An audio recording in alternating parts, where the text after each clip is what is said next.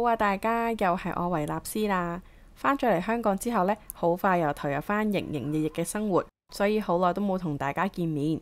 咁呢條片呢，主要係記錄一下我喺生日嘅時候自己一個去柳州，等大家嚟一齊同我雲旅行啦。Hello， 大家，我已經嚟到咗呢個柳州站啦，啱啱出站。今次呢，就會嚟個3日2夜嘅快閃嚟慶祝我嘅生日。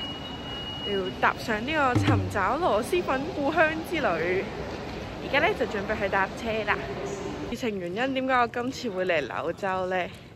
就係因為咧我十分喜歡食呢個螺螄粉啦，所以決定咧今次自己生日咧要過嚟柳州呢度食正宗嘅螺螄粉。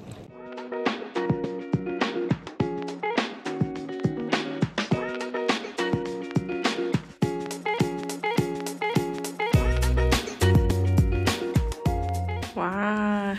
而家第一站就先嚟到酒店 check in 啦。咁跟住呢間房好似都 OK 啊，都幾大。跟住呢，我今次 book 呢個呢係大 mon 咯。我諗住呢可能夜晚呢嗌個小外賣咁樣過嚟煲劇啦。但係呢，馬高就話啊，你去到旅行你都唔出去玩啊咁樣。咁但係開心就好。咁佢出面呢個景呢就係咁樣，哎呀，就係咁一眼望晒冇啦，都 OK 啦。呢度呢好似係租咗170蚊一晚咯，咁所以圍起上嚟300幾蚊都 OK。而且佢個地理位置都好方便啦，佢隔離呢一度呢就係嗰個青雲市場，咁所以呢朝頭早呢就可以出去行下咁樣咯。咁而家呢，就先 settle down 一下啦，整理下啲行裝啦。我由8點鐘到而家已經差唔多2點啦，到淨係食咗一個超貴嘅飯團喺高鐵站入邊買嘅。所以而家呢，我而家已經到咗呢個廣州南站嘅一個轉乘站啦。咁呢，喺呢間美宜街度呢，諗住買啲嘢食下啦。咁就買咗一支牛奶同埋一個飯團。大家估下咁樣幾多錢？正常喺香港嚟講呢，10幾蚊一支奶或者10幾蚊一個飯團呢都 OK 嘅。但係而家呢度係大陸咯，廣州南站入邊16蚊一個飯團啊，美宜街嗰邊都係嘅，10幾蚊、30幾蚊一個飯，好貴啊！都係食咗早餐再過嚟，黐線。所以而家咧，佢會食嘢先啦。食完嘢咧，就再喺附近行下。香港咧，而家有一個超級大嘅問題啦，就係咧，佢一入嚟嘅時候咧係開㗎啦，跟住唔知點解我入咗嚟之後咧，佢就閂咗啦。咁跟住咧，頭先有個唔知咩小愛同學定小道同學，跟住喺度講話佢係咩唔知咩管家啊，但我而家嗌唔到佢出嚟，我唔記得咗佢叫咩名咯。跟住咧，佢嗰個窗簾係電動㗎啦，然之後咧我就唔知點樣開呢個窗簾。好尷尬啊 ！2000 years later。 Oh my god！ 我喺呢度見到佢個名啦。莫非我的語文是體育老師教的，竟然沒聽懂你問的問題？係啦，跟住我見到佢天貓精靈佢覆我啊！天貓精靈，主人你說打開窗簾，正在為您打開窗簾。哦好！哇！第一次用啲咁高級嘅嘢，死啦！大鄉里出省城添。我甚至乎唔知道佢叫咩名。哎，你他娘的還真是個天才！外賣已經到咗啦，拜拜！今次嗌呢個叫做A4螺螄粉，俾大家睇下我而家係點嘅樣先。而家喺呢個勁大嘅 mon 喺度睇緊呢個永野星河。我想講咧，呢個柳州嘅螺螄粉咧係嗰個筍味咧係會再臭啲嘅咯。Oh my god！ 好有大陸特色嘅打包湯嘅方法，危險哦 ！Nice！ 哇！我唔興啦，哇！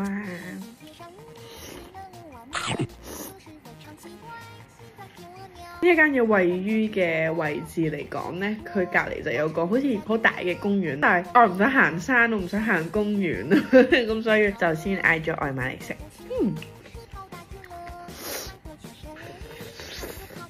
佢有冇肉喎？我 get 唔到佢嘅樂趣添。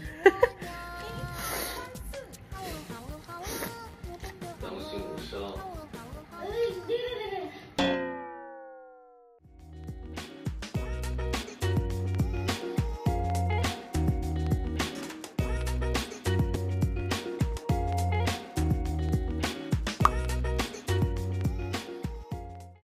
想講呢條地下街勁長啦，勁多衫可以買咯，啲價錢其實都唔係特別貴咯，都係20幾30蚊咁樣。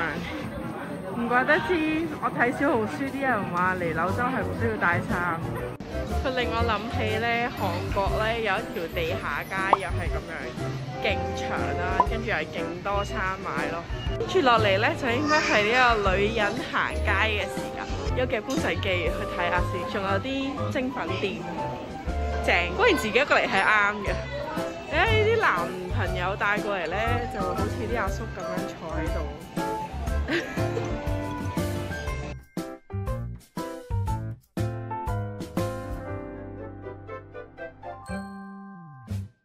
以前我想講呢個地下街大到咧，佢哋要有共享購物車咯。即係你係可以坐喺呢架車上面，然之後咧就佢會喐咯，即係好似啲單車咁樣咯，跟住你坐喺度咯，勁 crazy 咯，但係好人性化喎呢個設計，咁你就可以買多啲嘢啦。呢度咧應該就係五星街嘅開始嘅地方，總之就係頭尾2個位啦。咁咧就沿住呢條路一直行落去，睇下有啲咩好買啦。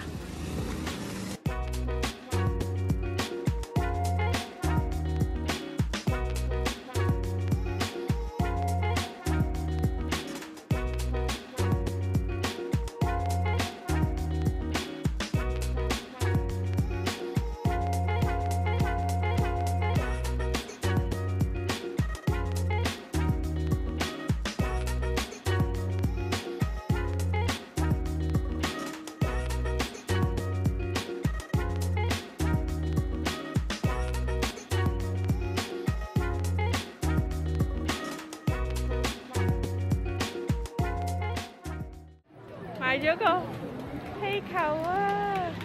好少會見到有呢啲氫氣氣球咯，香港冇啊！你睇下佢可以放到好高嘅。而家條街嘅人個個都係呢啲氣球咯。呢度有一攤啦，呢個奶龍天定係10蚊咯，嗰啲豬啊嗰啲嘢咧係其他價錢咯，10幾蚊一隻咯，我就覺得有啲太貴，所以我都係買咗一個10蚊嘅嚟玩下。攞翻去俾可可睇，可可未見過呢個氫氣球。哇！我哋呢個梳乎你有啲興趣，可以 try。跟住呢，我就揀咗呢個抹茶紅豆。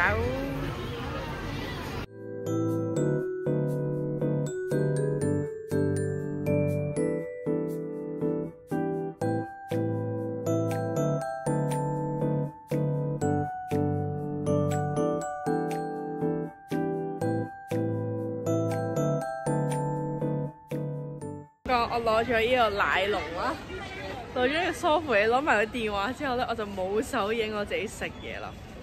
大家當我食咗啦。黐線唔講，以為賣呢啲電動單車咯，勁多咯。CLS 上港食完呢個梳乎嚟之後，又再一次陣亡咗，極飽。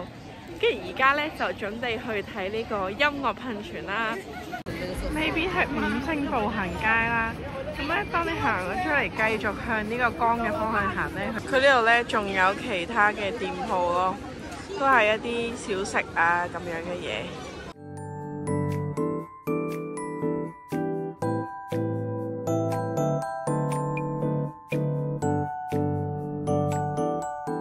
哇！佢哋仲有呢啲攤位遊戲玩咯，即係如果唔驚蝕錢嘅話，可以過嚟玩下。吃分咯，就呢一啲。你睇下，佢一直都掟唔中。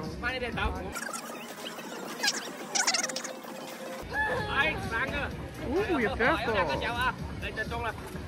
一直沿住5星步行街行去音樂噴泉，成條街都好多嘢食，好多嘢玩。食完呢，就啱啱好去睇表演啦。咦，原來唔經唔覺已經嚟到咗江邊噶咯喎！啲人呢就企喺呢度，係咪攞靚位睇呢一個音樂噴泉。呢個就係佢個夜景啦。不過呢，我呢個 iPhone 16 Plus 就喺都勁朦啦。行下見到間賣呢啲 souvenir 嘅，見到啲明信片都幾靚，買咗2張去寄，跟住同埋買咗一個好靚嘅冰箱貼咧。跟住咧，佢後邊咧仲可以揀呢啲吸印咯，吸喺你個明信片後邊咯。哇！呢啲就咁本身一張都可以攞嚟做明信片咯，好靚啊！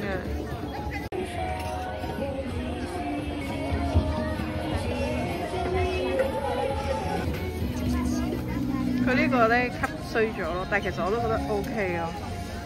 跟住佢就會再換一張俾我，正常咧就會吸到咁樣咯，極得意。香港咧唔知點解咧呢條街咧係香好多㗎咯，我唔知係因為啲街細啦定係點樣啦，但係佢係聞起上嚟咧香過嗰個5星步行街㗎咯。我覺得呢度好行過嗰個5星步行街，價錢嚟講咧好似都平民啲咯。哇！到咗7點半咧，有呢個亮燈儀式啦，跟住咧啲燈咧着晒啊，勁靚，連公園啲燈都有啊，勁黐線咯！哇！佢係咪要開始播呢個音樂啦？今天晚上的大型綜合水景噴泉表演到此結束。請大家不要擁擠，有序。係咪播錯咗嘢？而家嘅時間係7點59分，仲有1分鐘就要開始呢一個噴泉音樂噴泉啦。睇下佢係咪準時開始先。而家仲有半分鐘。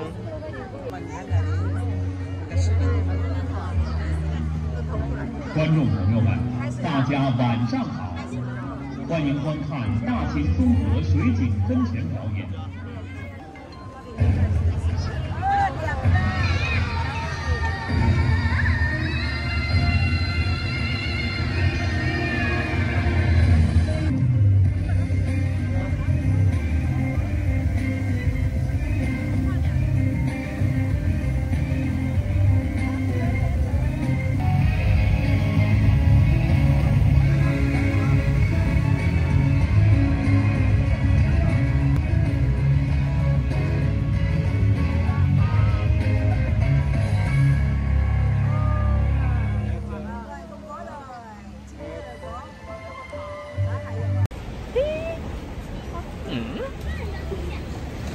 咁我哋而家咧就去睇完呢個音樂噴泉啦，咁跟住咧呢度附近有個叫做東門城樓咁嘅嘢啦，咁我而家咧就去順便睇下啦。咁其實佢已經閂咗噶啦，但係咧因為夜晚佢都會亮燈啦，咁所以睇啲圖咧都幾靚嘅。咁而家就去睇下啦。哇！你睇下，其實真係幾靚咯，油。睇完啦，可以搭車走。之後呢，我就返酒店，順便去下附近嘅青雲市場度行下。原來呢度夜晚係會有好多嘅小販喺度擺攤嘅，主要係賣衫為主，同日頭呢係好唔同嘅。如果大家有興趣嘅話呢，可以留意下第2日嘅影片。去完呢個青雲市場之後呢，我就出發去體驗呢個茶夫洗頭啦。咁講啱咩？樓下呢，對面街呢個係酒店。咁對面街咧就已經有一間可以洗頭嘅，咁價錢雖然貴啲啲啦，但係佢有其他嘅服務，咁就可以試下。茶夫洗頭係廣西當地一種日常洗頭方式，用熱茶夫水清洗頭皮，再配合埋薑療同埋按摩。對於我呢啲趕行程嘅遊客嚟講，係一個特別而放鬆嘅體驗。還有那個薑療，還有特色薑療敷額頭的。對，最期待就是那個。對，那個。等下那個也要拍一下。對，拍一下。OK。跟住咧，佢而家咧就話入去打薑，佢嘅薑係現打嘅。舒服。而家咧就要將啲薑抹上去啦。哇！係熱熱地嘅，都唔係熱熱地，超熱。仲未開始辣住。哇，燒到辣啦而家。有點辣的嗎？對對對，現在感覺到了。要做好，要給它這樣。要搓熱。對，越搓越熱。對。给它发热，毛孔张开，然后它就会吸收。哦，吸收发热完以后，它就可以把我们体内的湿气排出来。哇，还可以把它排的湿对气，湿气去寒去头。非常好，我超级湿。它排差不多完了以后，它就不热了。看一下这个，这个是刚才滤出来的渣。哦。咁咧，而家敷完薑之後咧，咁佢就有個蛋白水療嘅，就係敷住你個髮尾。咁佢會喺呢個時間咧，就做呢個肩頸按摩啦。啱我啦啊！第一日嘅柳州之旅就係咁啦，希望大家唔好覺得呢條片又長又沉啦。最主要都係記錄一下我第一次自己出遊，試過之後咧，真係翻唔到轉頭。記得睇埋我第二條片啊，拜拜！